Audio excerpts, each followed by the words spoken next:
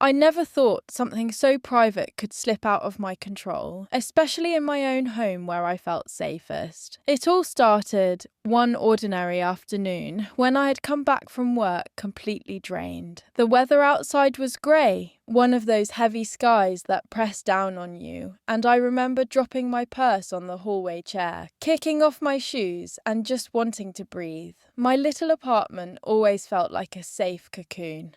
The smell of coffee still lingering from the morning, the faint sound of a neighbour's TV through the wall. I told myself I could relax, but my mind was racing with the secret I had been carrying for months. I didn't realise that the walls were thinner than I thought, or that someone might be listening. I was on the phone with my sister, pacing the small living room with its old rug and cluttered coffee table. I spoke in a low voice, thinking no one could possibly hear me. But I got emotional, and my voice rose without me noticing. I confessed something I had barely admitted to myself out loud. I remember clutching the phone, sitting on the arm of the couch, staring at the framed picture of me and my parents, and finally letting it spill. My sister's voice was calm and supportive, asking me questions, reassuring me, and I let my guard down completely. For a moment, it felt like a release. I thought I was safe in that bubble, but later I would learn that I wasn't. At that time, my neighbour Martha lived just next door. She was one of those women who seemed harmless at first glance, always greeting me in the hallway with her little forced smile, holding grocery bags with too many baguettes sticking out of them, wearing her house slippers even outside. I never fully trusted her, but I never thought she'd be capable of something cruel. She often lingered in the hallway, pretending to check her mailbox or sweep her doormat when people passed by, and I used to think she was just lonely. Looking back, I should have paid attention to those little signs, the way her eyes flickered with curiosity whenever she caught me carrying in a package or talking on the phone outside. That day, she must have been right against the wall. Her apartment so close to mine that she could probably hear every inflection in my voice. When I hung up, I remember feeling lighter, almost relieved that I had spoken my secret to someone who cared about me. I brewed myself another cup of coffee, added too much sugar the way I do when I'm stressed, and curled up on the couch with an old blanket. I thought the worst part of carrying that weight was finally behind me. For the next 2 days, life felt normal.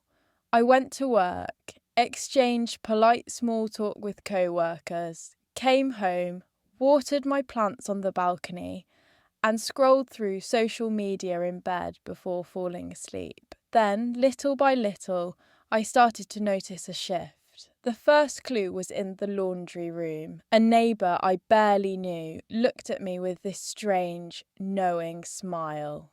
She didn't say anything, but her expression made me feel exposed, as if she had information she shouldn't. I brushed it off at first, telling myself I was imagining things. But then, at the corner store, the cashier, who usually barely acknowledged me, suddenly struck up an oddly specific conversation, circling around the very thing I thought no one knew. My stomach dropped. That was when it dawned on me. Someone had been talking, and there was only one person close enough to overhear me. Martha. The thought made my chest tighten. I went home that evening, sat on my bed with my hands gripping the sheets, and replayed everything in my head. The way I had spoken too loudly, the way the walls seemed thinner when her TV was off, the way she lingered at the hallway with that forced smile. It all clicked together in a sickening way. She had heard me, and she hadn't kept it to herself. My secret, my burden, my private pain had become her entertainment, and she had carried it into the hallway, the laundry room, and beyond. I felt betrayed by someone I never even trusted in the first place.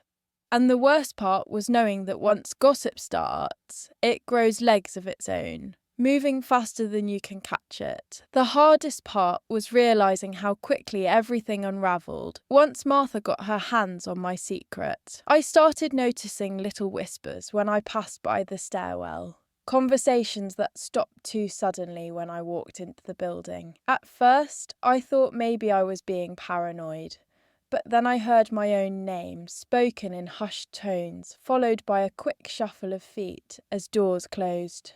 It was surreal. My apartment, which once felt like a sanctuary, suddenly felt like a glass box where everyone could see inside.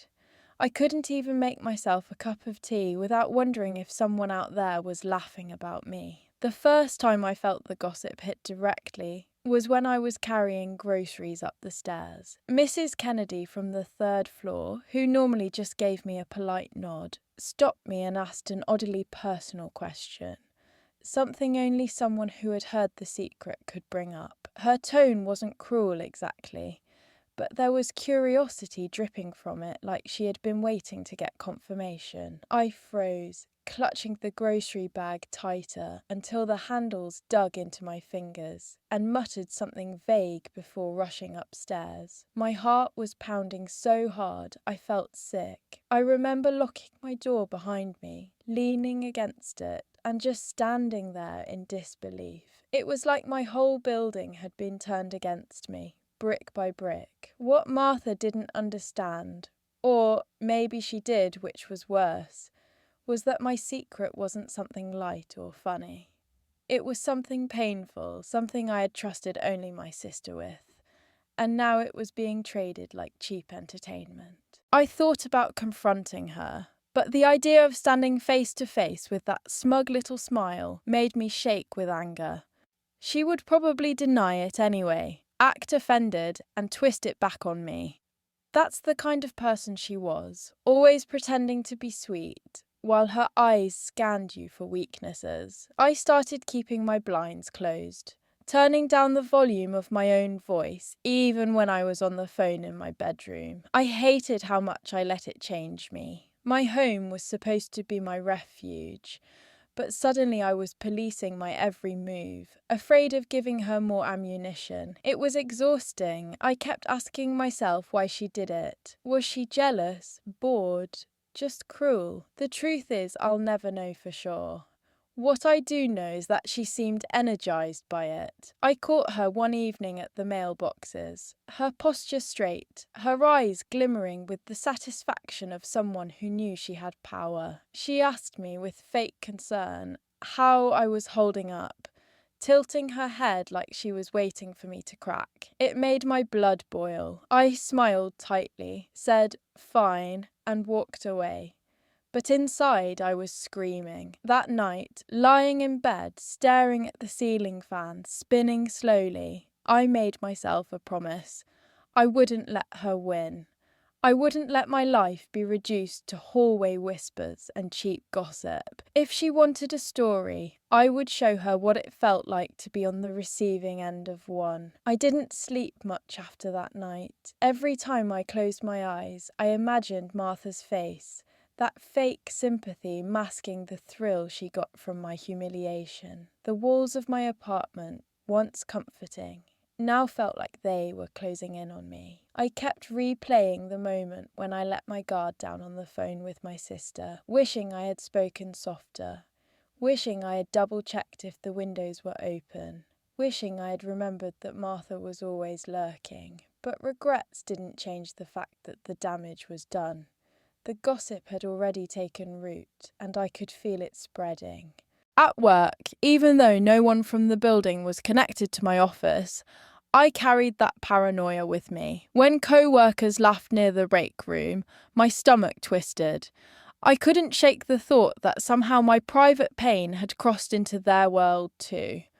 It was irrational, but that's what gossip does. It makes you feel naked everywhere. The only place I should have felt safe was with my sister. I called her again one evening, my voice shaking, telling her that Martha must have overheard and told the neighbours. She sighed, angry on my behalf, but tried to comfort me. "You didn't do anything wrong," she said.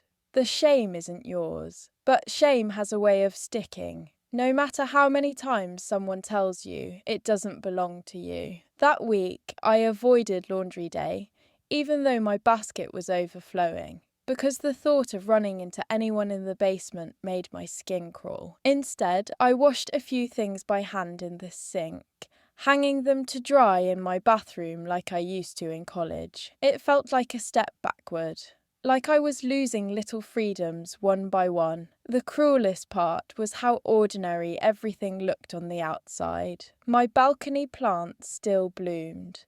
The hallway still smelled faintly of someone's cooking. Children still ran up and down the stairs, but inside me, everything was different. I was carrying this heavy mix of rage and humiliation that I couldn't put down. I kept imagining how Martha had told it. Did she whisper it to one neighbour over tea, letting it slip like an accident? Or did she savour the drama, embellishing details, watching people's eyes widen? Both images made me sick.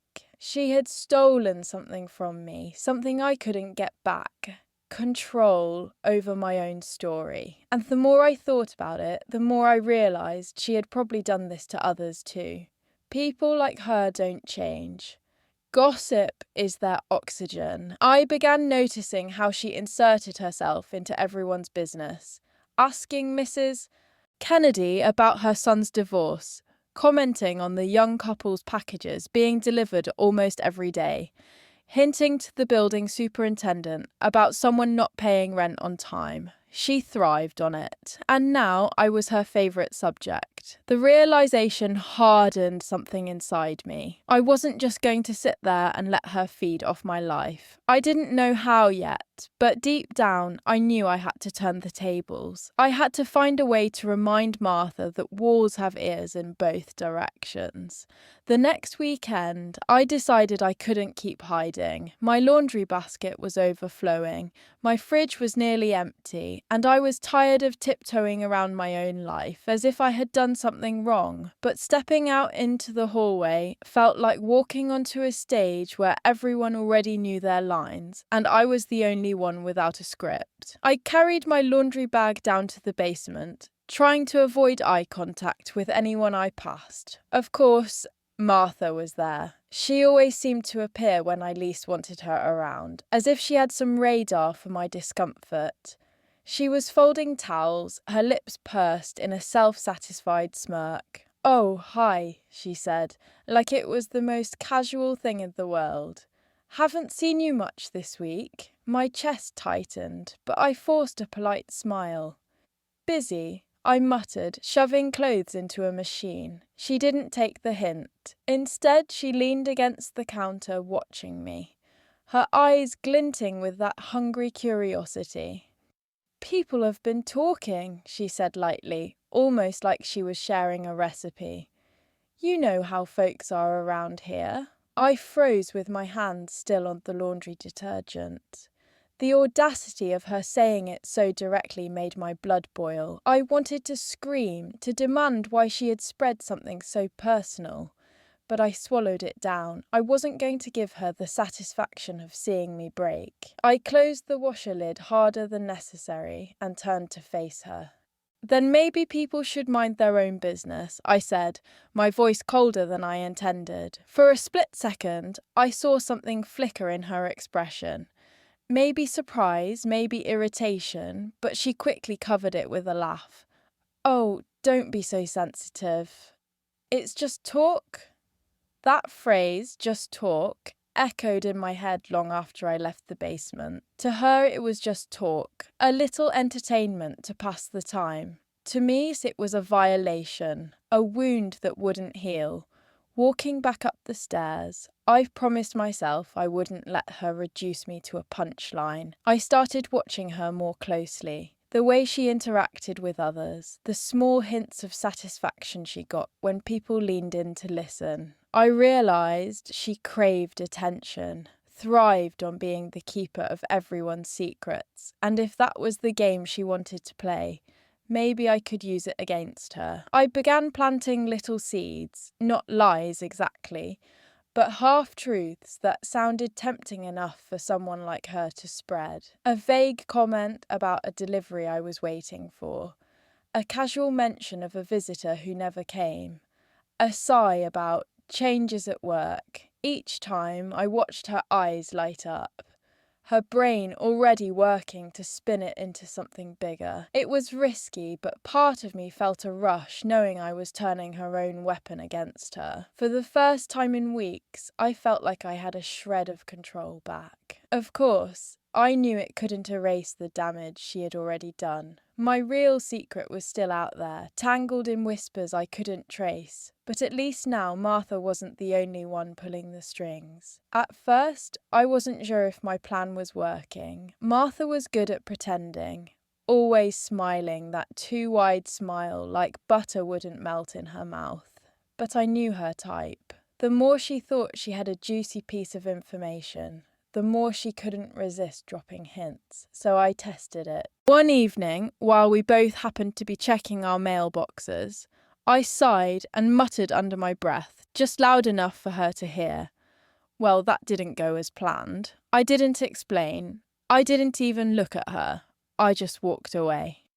The very next day, Mrs. Kennedy from the 3rd floor greeted me with a knowing smile and asked, "Rough week?" That was all the confirmation I needed. Martha had taken the bait. I started to make it a game. Whenever I felt the sting of humiliation over my real secret, I distracted myself by feeding her something new, something meaningless but dramatic enough to catch her attention. One afternoon, I casually mentioned in the hallway that I was waiting on a call that could change everything. Another time, while carrying groceries, I deliberately let a receipt with a random big-ticket item slip halfway out of my bag, making sure she noticed. Each time, the whispers around the building shifted, and I could tell Martha was busy spinning her stories. It didn't erase the pain, but it gave me a strange sense of power. I wasn't just the victim anymore. Still, it wasn't easy.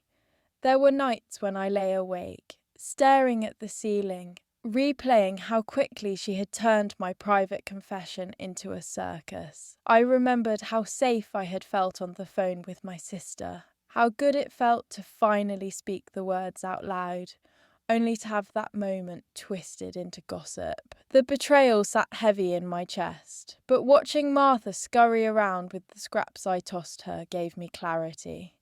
She wasn't strong, she wasn't powerful, she was desperate for stories that weren't her own, desperate to feel important in a life that seemed small and lonely. And in that realization, my anger slowly started to shift. I still hated what she had done, but I began to see her not as some unstoppable force, but as a weak woman clinging to other people's lives to fill the emptiness of her own. Of course, knowing that didn't mean I forgave her.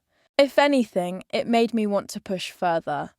Because if she could use my pain to entertain herself, then I could use her hunger for gossip to remind her what it felt like to lose control. I just had to be careful. I had to play the game the way she did. Subtle, patient, always watching. A few days later, my chance came without me even planning it. I was coming back from the store with a bag of groceries when I saw Martha standing with 2 other neighbours near the entrance. They were chatting about something, their voices low but animated, and as soon as I approached, they went quiet. I recognised that silence.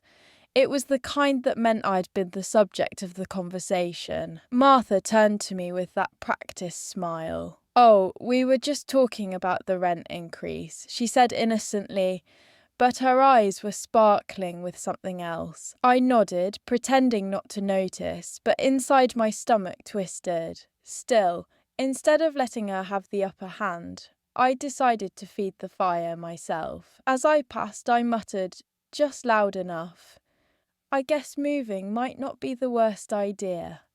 Then I kept walking, not waiting to see their reactions. That night, I heard whispers in the stairwell again, this time about me possibly leaving the building. It spread faster than I imagined. 2 different neighbours asked me in the following days if I was really thinking of going. It almost made me laugh. Martha couldn't resist spinning every crumb into a full story. And for once, I didn't feel powerless. I felt like I was pulling the strings. But the strange thing was, the more I played this game, the more I noticed how exhausting it was. It wasn't natural for me to be manipulative, to plant little seeds and wait for them to grow into weeds. I wasn't like her, and yet I couldn't stop. Part of me wanted her to choke on her own medicine. Another part of me just wanted my life back, quiet and private the way it had been before. I remembered the early days when I first moved into the building. The neighbours were just faces in the hallway, and I liked it that way. I had spent nights decorating my apartment to be my personal retreat. String lights over the couch, a small bookshelf stacked with paperbacks, a kitchen table where I could sit with tea and feel at peace. It was mine, and now, thanks to Martha, that peace felt shattered. My sister called me again around this time, asking how I was coping. I admitted I'd been fighting back in my own way, feeding Martha harmless stories to keep her busy. She laughed and said, "That's kind of brilliant." But she also reminded me that revenge, even small revenge, doesn't always heal the wound. "Be careful not to become like her," she warned. Her words lingered long after we hung up. I knew she was right, but I wasn't ready to stop. Not yet. Martha had taken something precious from me, and I couldn't let it go without at least showing her how it felt to lose control of her own narrative. One evening, I caught Martha in a moment she probably thought no one saw. I had gone down to the basement to grab a package, and there she was, whispering with Mrs. Kennedy. Their heads were close, voices low, and both of them turned abruptly when I entered. Martha gave her usual smile, too wide, too fake, and said, "Oh, we were just talking about the recycling bins." But the look on Mrs. Kennedy's face told me otherwise. My heart hammered in my chest as I carried the box upstairs, anger bubbling under my skin. It wasn't just that Martha had spread my secret, it was that she enjoyed it. She thrived on the thrill of being the one with knowledge, the one who got to drop little bombs of gossip and then watch the ripples spread. That night, I sat at my kitchen table with a mug of tea, staring at the steam curling upward, and I realised I had a choice. I could keep letting her own me by reacting to her whispers, or I could turn the mirror back on her. So I started paying closer attention. I noticed that Martha was careless when she talked to her daughter on the phone in the hallway, sometimes complaining about bills or her ex-husband. I picked up little fragments: a late payment, a missed appointment, a fight with a family member. Nothing major on its own, but I knew how gossip worked. It didn't need to be major to spread, it just needed to sound interesting. I didn't repeat what I overheard.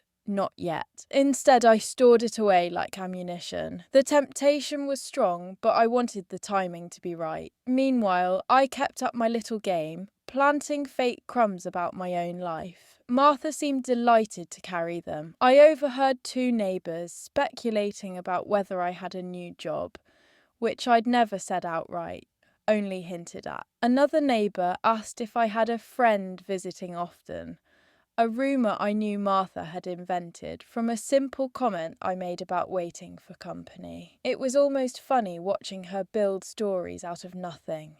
Almost. The power I felt gave me back a piece of myself, but it was bittersweet. My sister's words kept echoing in my mind. Don't become like her.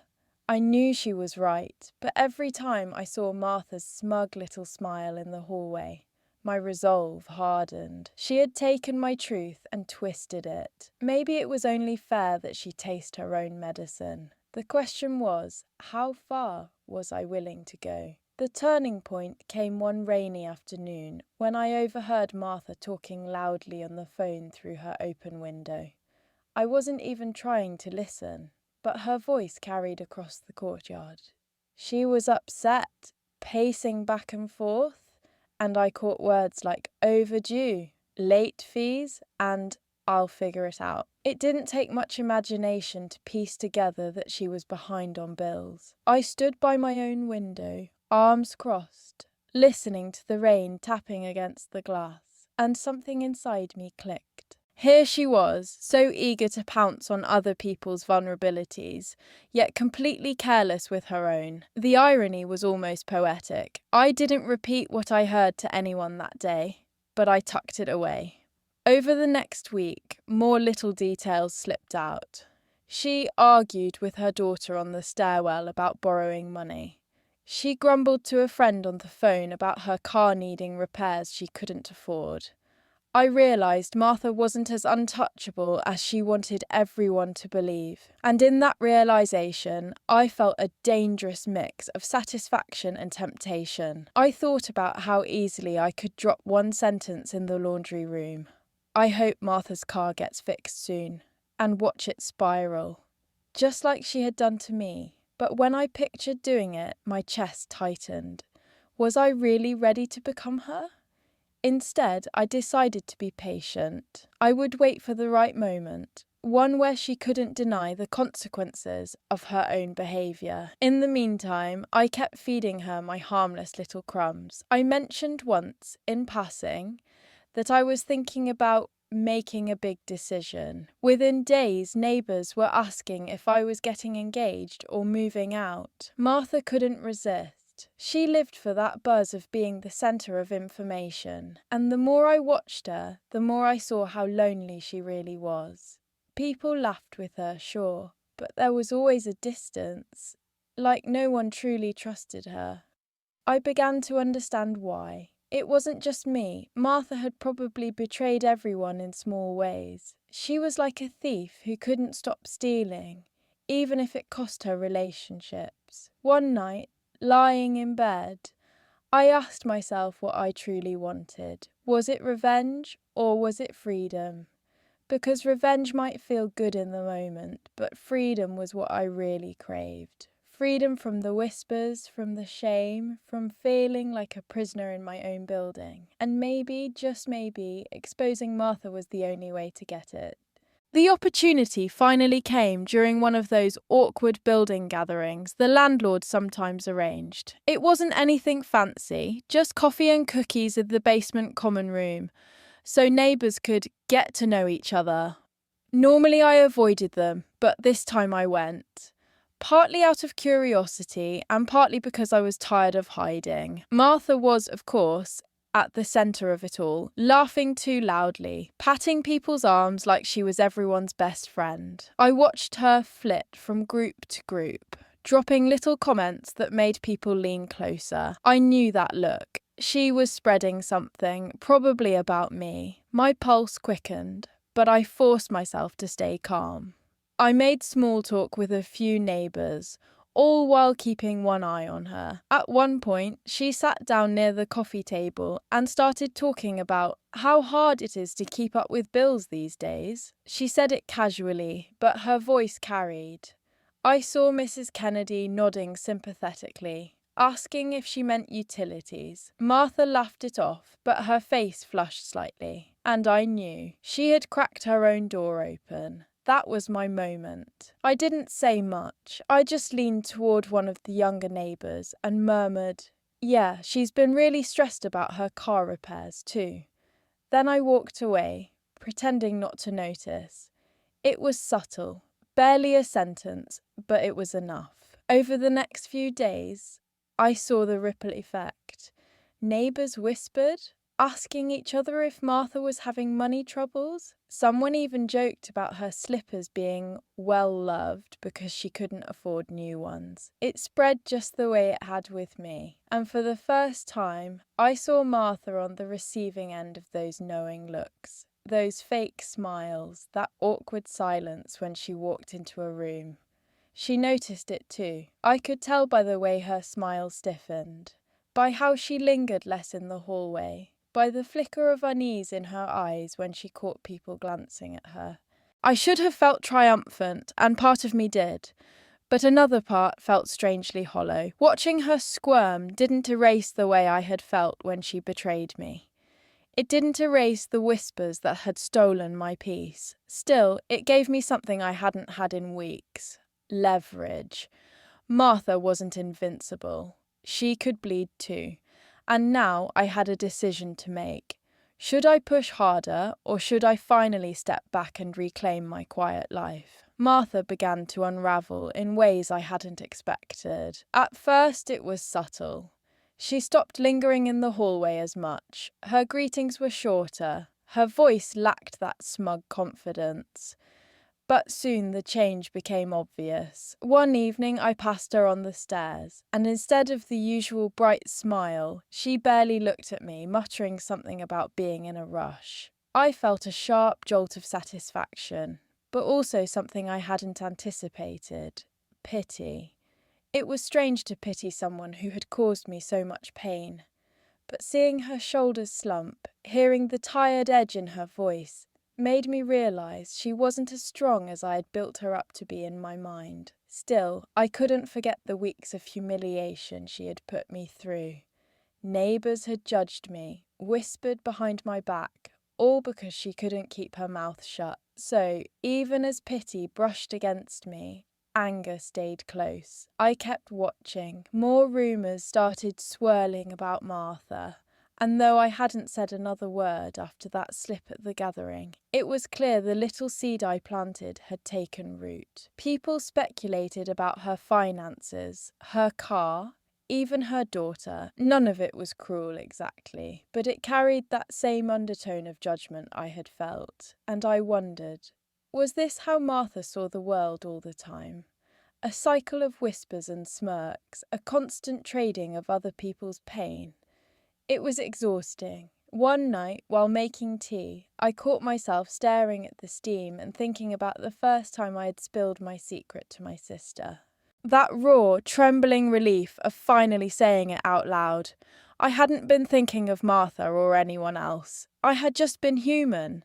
And she had stolen that moment, turned it into cheap entertainment. The memory stung, and I realised, pity or not, I wasn't ready to forgive. A few days later, I ran into Mrs. Kennedy in the laundry room. She leaned in and whispered, "Have you noticed Martha's been so quiet lately? Almost like she's hiding something." I nodded, pretending indifference. But inside, I felt a twist. This was exactly what I had wanted. For Martha to feel the weight of being reduced to gossip. And yet, standing there with the hum of the washers in the background, I felt a strange unease. If gossip could turn me into a victim, and her into one too, then maybe the whole building was poisoned by it. Maybe Martha wasn't the only problem. Maybe the real problem was how quickly people devoured anything whispered to them. Still, I couldn't shake the sense of justice. For once, she was the one looking over her shoulder, wondering what people knew, what they thought. For once, she felt what I had felt. And a part of me, dark as it was, couldn't help but think she deserved every second of it. The shift in Martha's behaviour became more dramatic as the days passed. She no longer hovered at the mailboxes or lingered near the stairwell, pretending to sweep her doormat. Instead, she slipped in and out quickly, avoiding eye contact, her slippers shuffling faster than usual. One evening, I caught her standing by the recycling bins with another neighbour. Their voices were low, but the nervous way Martha kept glancing around told me she wasn't the confident queen of gossip anymore. I should have felt triumphant, but instead I stood frozen at the top of the stairs, realising I was watching her world unravel just like mine had. It was a mirror, and for the first time I wondered if I had become too much like her. Later that night, I lay awake replaying everything. The first whispers about me, the humiliation of being stared at in the laundry room, the anger that burned when I saw her smug little smirk, and now the quiet satisfaction of seeing her brought down. My sister's words echoed again. Don't become like her. I tried to remind myself that I had never lied, never twisted the truth, only handed her the rope she used to tie her own knots. Still, the line between justice and cruelty felt thin. The next morning, I bumped into Martha outside. She looked tired, the skin under her eyes darker, her smile forced. "Morning," she said softly, nothing like her usual tone. For a moment, I almost wanted to tell her I understood. that I knew what it felt like to be swallowed by whispers. But then I remembered the sting of her words, the way she had stolen my secret without hesitation. I simply nodded and walked away. Over the following week, I noticed more cracks. Neighbours who once gathered eagerly around her began keeping their distance. Without gossip to feed on, she seemed smaller, less alive, and that's when it hit me. Gossip was her entire identity. Take that away, and she had nothing. It was both sad and terrifying. I wondered if she ever lay awake the way I had, staring at the ceiling and feeling the weight of being talked about. Maybe now she would. Maybe now she understood. But the question gnawed at me. What did I really want out of all this? Was it enough that she felt what I felt? Or did I need something more? An apology? A confrontation? Closure? Because the truth was, even with Martha shrinking before my eyes, the scar she left on me hadn't disappeared. I still jumped when neighbours whispered, still felt the heat of shame, even when I knew I'd done nothing wrong. And I realised the only way forward was to decide who I wanted to be when this was over. The victim, the avenger, or something else entirely. The final straw came one Saturday morning when I heard Martha's voice outside my door. She was talking to another neighbour, and though the words were muffled, I caught enough to know she was defending herself. "People twist things," she said, her tone sharper than usual. "I never said half of what they claim." There was panic in her voice, the same panic I had once carried in my chest. I stood frozen, listening, my heart pounding. This was it. She was living my nightmare, and I felt something shift inside me. Later that day, I bumped into her near the entrance. She looked smaller somehow, her posture slouched, her smile trembling at the edges. For the first time since this all began, she didn't try to start a conversation. She just nodded and kept walking. Watching her retreat, I realised I had reached a crossroads. I could press harder, keep feeding the fire until she burned completely, or I could finally let go. The choice wasn't simple. Revenge had given me strength when I felt powerless, but now it felt heavy, like carrying a stone everywhere I went. I wanted peace more than victory. That night, I sat at my kitchen table with the lights low, the hum of the fridge filling the silence, and I thought about everything that had happened. The secret I had spilled in a moment of trust. The shame of seeing it twisted into gossip, the endless nights of paranoia, and the strange satisfaction of turning Martha's own weapon against her. It hadn't healed me, not completely, but it had shown me something important. I wasn't as powerless as I thought. Gossip could wound me, yes, but it couldn't define me unless I let it. When I looked in the mirror, I didn't see a victim anymore. I saw someone who had survived being stripped bare in front of others and still stood tall. A few days later, I chose not to play the game anymore. I stopped planting crumbs, stopped listening for whispers, and slowly the noise began to fade. Martha still avoided me, her eyes darting away whenever we crossed paths, but I no longer needed her to suffer for me to feel free. My freedom came from reclaiming my own voice, from deciding that my story belonged to me and no one else. I won't lie. It still hurts knowing my secret had been tossed around like entertainment. Some scars stay tender, but I also know that now, if anyone tries to use my life as gossip again, I won't break the way I once did. Because I've learned that power isn't in the whispers. It's in how you carry yourself when people whisper anyway. And that is something Martha will never understand.